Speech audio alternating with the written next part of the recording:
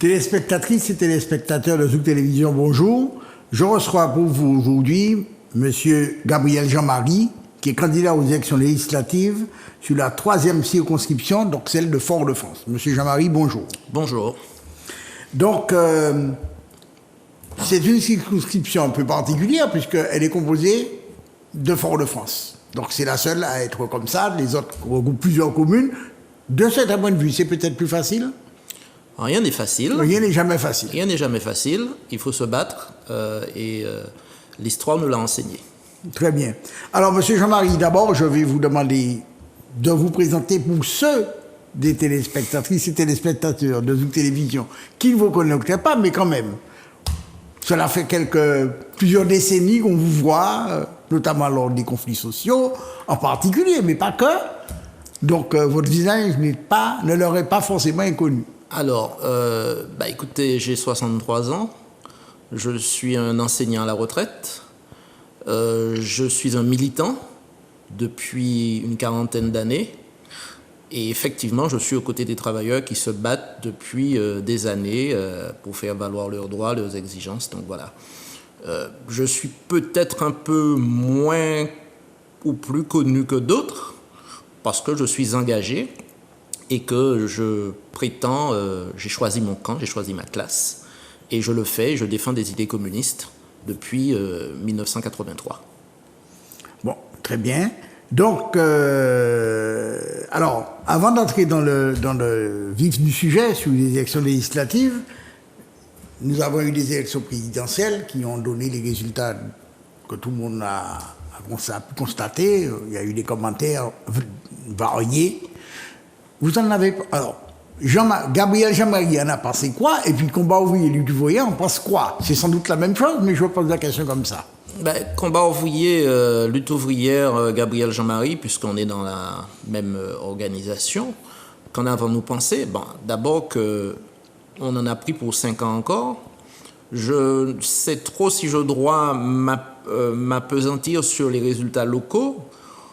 J'ai tendance à dire... C'est ce qui m'intéresse. Je dois surtout dire que ce vote-là a été un vote de rejet.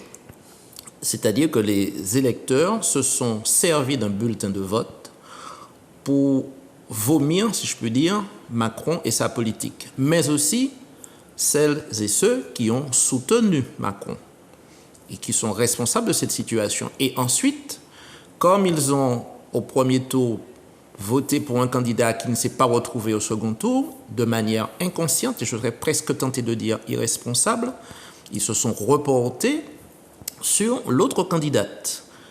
Ça n'est pas un vote conscient, mais je me résumerai ainsi en disant que c'est un vote de rejet. Alors, est-ce que ce rejet, en tout cas, même atténué, est-ce que ce n'est pas aussi un message vis-à-vis des élus locaux, de nos représentants, enfin bon? Est-ce que ce n'est pas non plus quelque chose qui dit, bon, ça suffit, et donc... C'est un vote qui dit ça suffit, mais c'est aussi un vote de rejet des élus locaux, parce que certains oublient, en tout cas, il y a une forme d'amnésie. Je veux dire que lorsque j'entends taper sur Macron depuis quelques mois, quelques semaines, on oublie d'où il vient, Macron. Il a été un conseiller de Hollande dans sa campagne de 2012. Il a été ensuite le ministre des Finances de Hollande. Ensuite, il a été le successeur de Hollande. Et je dois dire que quand il était au gouvernement en tant que ministre des Finances, il a mis en œuvre des politiques avec son compère Valls, avec l'appui d'un président qui s'appelle François Hollande. Et puis, il y a des politiques des partis locaux qui ont soutenu. Je parle du PPM, qui était apparenté au Parti socialiste au Parlement. Je parle de la Fédération socialiste de Martinique et je parle de bien d'autres qui ont toujours été, qui n'ont jamais dénoncé la politique de Hollande. Et Hollande, je vais le dire comme ça, politiquement, c'est le géniteur de Macron. D'accord. Mais on peut même peut-être dire qu'il y a des candidats aux élections législatives, je ne citerai personne, qui en 2017 soutenaient Il y en a qui, en Macron. 2017, ont soutenu Macron. Il y en a même dans le camp indépendantiste qui ont appelé à voter Macron au second tour et qui, aujourd'hui, se retrouvent à dire autre chose. Non, dans cette situation, et c'est aussi ce qui dégoûte un certain nombre d'électeurs et d'électrices, en disant que, la politique, c'est pas mal sérieux. On a des retournements de veste. Ça me fait penser à cette chanson de Jacques Dutronc, qui date quand même de 68, je crois, l'opportuniste, où on est pour le capitalisme, pour le communisme. Le seul geste que je fais bien, c'est de retourner ma veste. Et c'est à ça qu'on assiste. Et aujourd'hui, j'entends un certain nombre de personnes qui, autrefois, hier, soutenaient Hollande, Macron, Valls et tout ça, venir faire des promesses aujourd'hui comme si on était à Noël. Ça n'est pas sérieux et je peux comprendre que certaines personnes soient dégoûtées. Très bien. Donc, vous êtes candidat sur la circonscription centre. Non. Pardon, la circonscription de Fort-de-France, excusez-moi. C'est une circonscription qui a toujours constitué une forme d'enjeu. Oui, parce que Fort-de-France, c'est quand même une ville qui a eu pour maire un célèbre poète, Aimé Césaire, pour ne pas le nommer, qui a eu des positions variées. On se souvient que c'est un homme politique qui a toujours prôné un statut, une orientation, et qui en 81 a changé. Et ensuite, il y a eu des redécoupages, et Fort-de-France est devenu une circonscription spéciale. Bref, c'est une circonscription spéciale. Alors, qui a une histoire. Maintenant, ça n'est pas parce qu'elle est facile que Combat ouvrier a décidé de proposer Gabriel Jean-Marie. Nous connaissons l'histoire. Facile, j'en sais rien. Voilà, nous connaissons l'histoire. Et en fait, Combat ouvrier propose 4 candidats en Martinique et pour défendre exactement les mêmes idées, les mêmes orientations sur les 4 circonscriptions.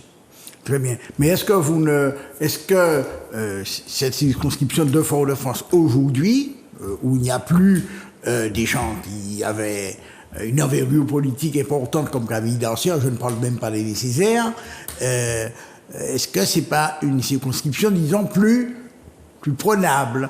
Est-ce que vous ne l'envisagez pas un peu comme ça? Autrement dit, est-ce que Combat ouvrier considère que les jeux ne sont pas faits et qu'il y a possibilité d'être au second tour, par exemple? Dans ce contexte, les jeux ne sont faits nulle part et nous ne nourrissons aucune illusion. Les idées que nous défendons, et nous allons le voir dans la suite de notre entretien, ce sont des idées qui appellent les électeurs, les travailleurs, à s'impliquer, à ne pas faire confiance et à ne compter que sur leurs forces. Aujourd'hui, il faut dire les choses. Nous ne sommes pas dans un contexte de lutte. Il n'y a qu'à voir, par exemple, les conflits sociaux qui se déroulent actuellement.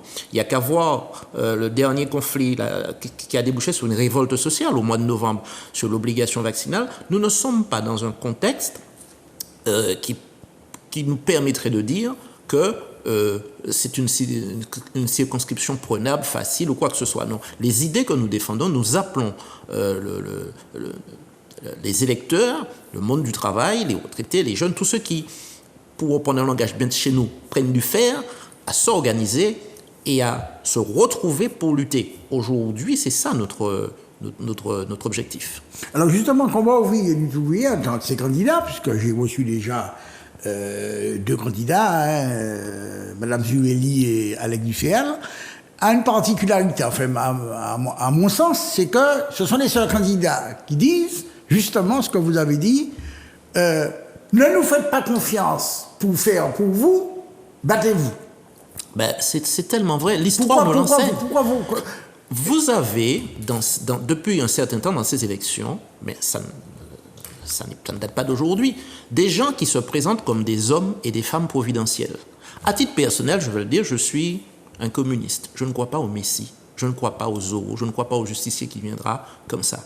Mais c'est vrai, vous l'avez rappelé au départ, je suis impliqué et je me suis toujours retrouvé dans des conflits aux côtés de travailleurs qui se battent. Jamais je ne leur ai dit « Allez faire vos petites affaires, je m'en occupe, je ferai en vos lieux et places. » Il faut accompagner pour permettre aux uns et aux autres de voir la réalité de cette société. Une société où ce sont des classes qui s'affrontent. Prenons un exemple très simple.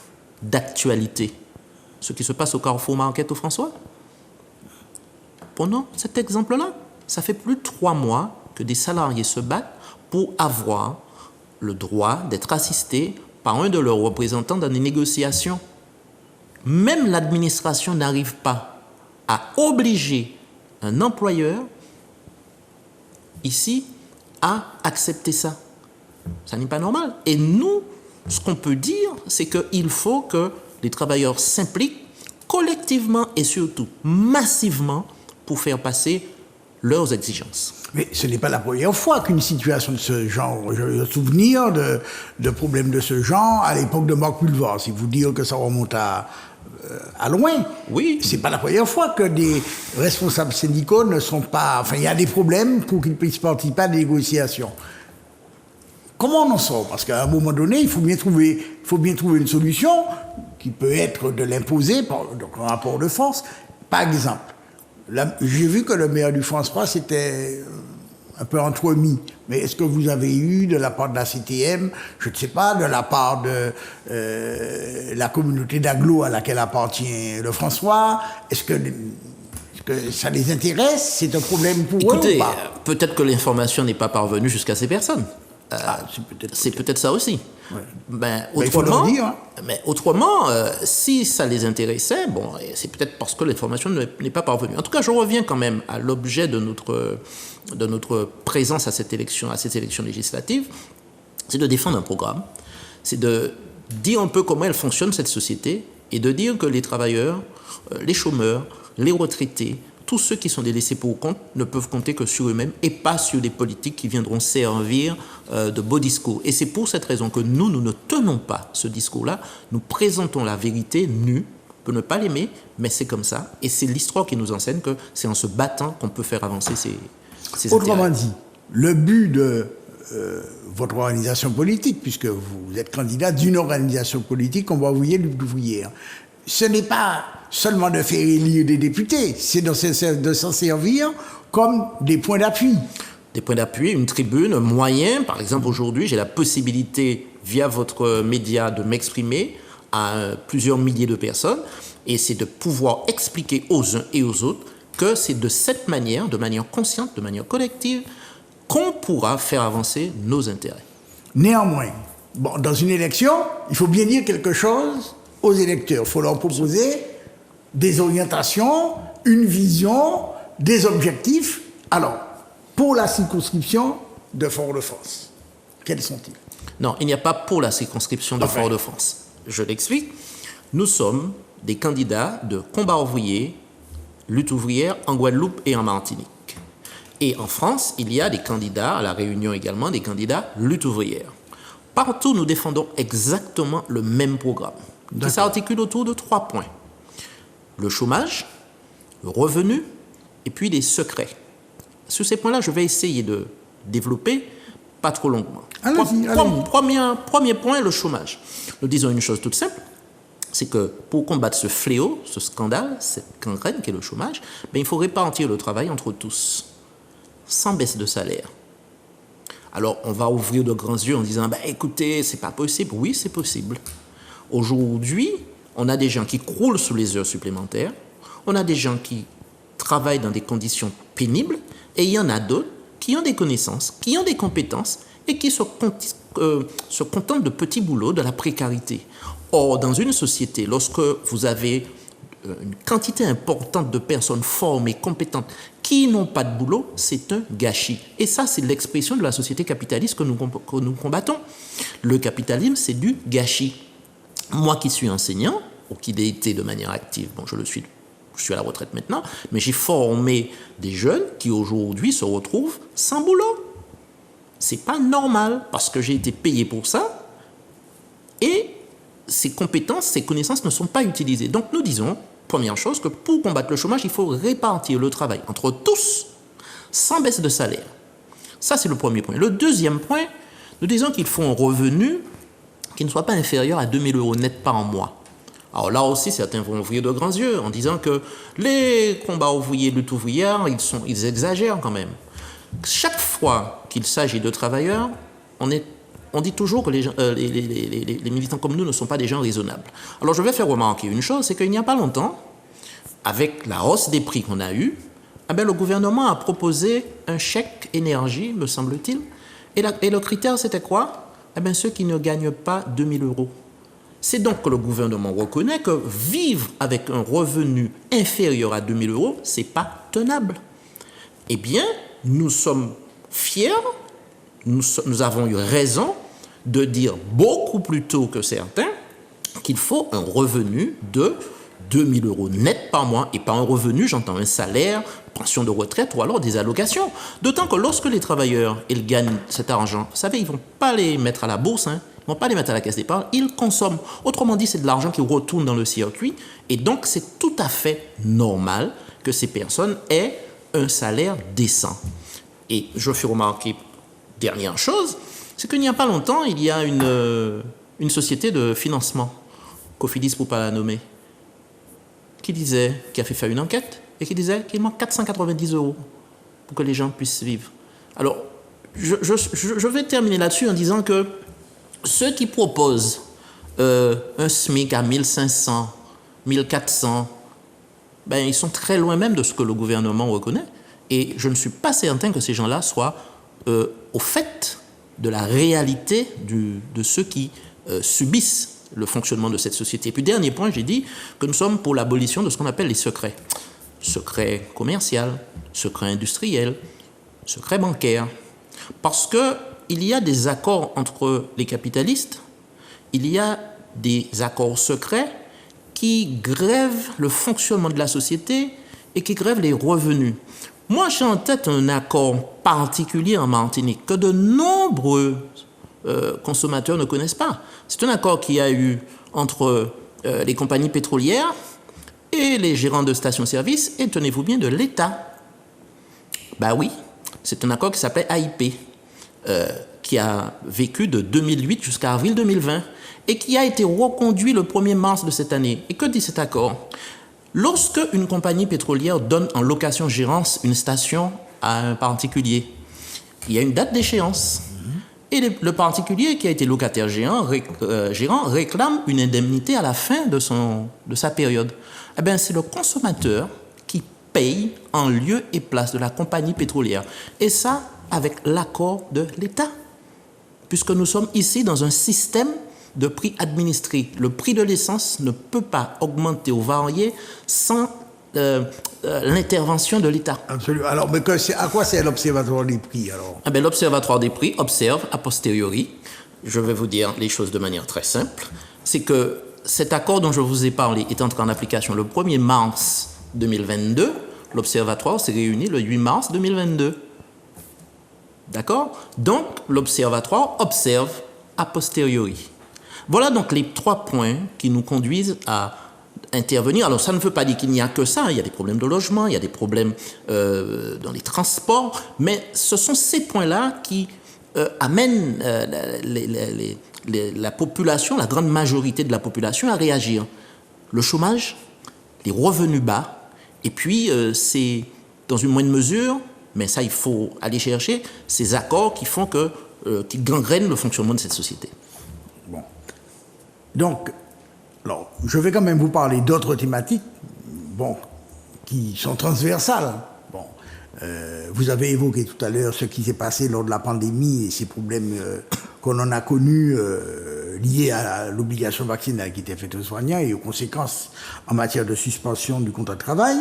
Il y a la question des sargasses, il y a la question du chlordécone. Alors, sur ces questions-là, quelle est la position de... Est-ce que vous pouvez rappeler la position de Combat ouvrier, lutte ouvrière? Alors, sur ces questions-là, nous avons une position qui a toujours été claire. Qu'il s'agisse, alors notamment, s'agissant par exemple de la question de la chlordécone, nous avons dénoncé les empoisonneurs, notamment dans le milieu béquet, parce que c'est eux qui ont fait venir ça, la commercialisation, la production, et tout ça. Donc, nous avons été très clairs et nous avons dit aussi que nous condamnons cette orientation qui est prise par l'appareil judiciaire se dirigeant vers un non-lieu. D'ailleurs, il y avait une manifestation à la fin du mois de mai. Nous avons appelé, nous sommes partie prenante pour dire qu'il faut que les empoisonneurs soient sanctionnés. On les connaît. on les connaît.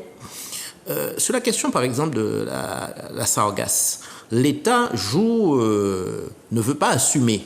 Quand c'est en pleine mer, c'est l'État. Quand c'est auprès des côtes, c'est les communes. Les communes. Et donc, les communes n'ont pas d'argent, parce que je rappelle quand même une chose, c'est que les communes ont vu leur revenu amputé, notamment en 2014, si ma mémoire est bonne, avec ce qu'on appelle le CICE. Et qui a mis en place le CICE? Un certain François Hollande. Et d'ailleurs, M. Pierre Gattaz avait dit dans une interview au Monde en janvier 2014 que le CICE, c'est nous qui avons tout élaboré et donné à François Hollande ce projet. Il n'a fait que changer le nom. Aujourd'hui, les communes n'ont pas de ressources. Par contre, l'État trouve les moyens d'arroser les capitalistes à hauteur de milliards. Donc, on ne peut pas traiter ces questions-là. Et puis, pour arriver près de la côte, il faut que ça vienne de la mer. Absolument. Et donc, et moi, je le dis sous forme de boutade, je dis que les communes où on a beaucoup de sargasses, s'il y avait une base navale avec des sous-marins nucléaires lanceurs d'engins, pas un cheveu n'y entrerait. Donc, c'est que l'État ne veut pas le faire, cherche à gagner du temps. Il y a beaucoup d'autres questions sur lesquelles Combat ouvrier, lutte ouvrière, nous avons une position, mais dans le cadre de ces élections, comme je l'ai dit au départ, c'est que nous avons choisi de mettre en avant ces 3 points-là parce que ce sont des questions cruciales, les revenus, le chômage et tous ces points qui gangrènent le fonctionnement de cette société. Eh bien, M. Jean-Marie, on me signale que notre émission touche à sa fin, donc je vais vous demander de la conclure en vous adressant directement à vos électeurs et au-delà à tous les électeurs de Martinique. Pas seulement aux électeurs de Martinique, parce que, comme je l'ai dit, nous présentons le même programme en Guadeloupe, le même programme en France. D'ailleurs, je voudrais simplement dire la chose suivante, c'est que dans le cadre de ces élections, comme des précédentes, il y a beaucoup de promesses. Il y a des accords qu'il y avait il y a encore pas 12 mois. On voit que les accords ne tiennent plus. On entend des promesses. J'ai vu des feuillets circuler. On dit que c'est une élection municipale ou c'est Noël avant l'heure. Nous disons tout simplement une chose toute simple. Les travailleurs ne peuvent compter que sur leur propre force. Ils ne peuvent compter que sur leur propre détermination. Lorsque les élections seront terminées, comme on dit chez nous, balle cassée, violon en sac, tout le monde va entrer la caillou et OK, attendre prochaine élection, prochaine séance. Mais les travailleurs resteront avec leurs problèmes. Et il faudra qu'ils se prennent en main. Donc nous leur disons une chose toute simple. Nous disons aux travailleurs que dans le cadre de ces élections, il ne faut pas compter sur un bulletin de vote pour changer leur sort. J'ai pour habitude de dire qu'un bulletin de vote, c'est un thermomètre. En s'en servant, ça révèle une situation. Mais le thermomètre n'est pas un médicament. Le bulletin de vote ne peut pas être un médicament. En revanche, et c'est là-dessus que je terminerai, c'est par la lutte résolue, massive, déterminée, qu'on pourra arriver à faire en sorte que les préoccupations, les exigences du monde du travail soient prises en compte. Et surtout, il faut avoir un objectif, c'est de viser le pouvoir politique. Et pour viser le pouvoir politique, le monde du travail doit se doter d'un outil. Ce qu'on appelle un parti communiste, nous l'appelons un parti communiste révolutionnaire. Tous les autres partis qui sont là défendent les intérêts et ce système en place. Il faut que les travailleurs soient dotés d'un outil qui leur soit propre et qu'ils visent eux aussi le pouvoir politique. Voilà ce que nous devons dire dans le cadre de cette élection. Eh bien, écoutez, Monsieur Jean-Marie, je pense que nos téléspectatrices et téléspectateurs vous auront entendu, en tout cas tous ceux qui suivent cette émission, qui est diffusée, qui sera rediffusée. Et puis, il ne me reste plus qu'à vous souhaiter une bonne poursuite de campagne. C'est c'est bientôt. Donc, voilà.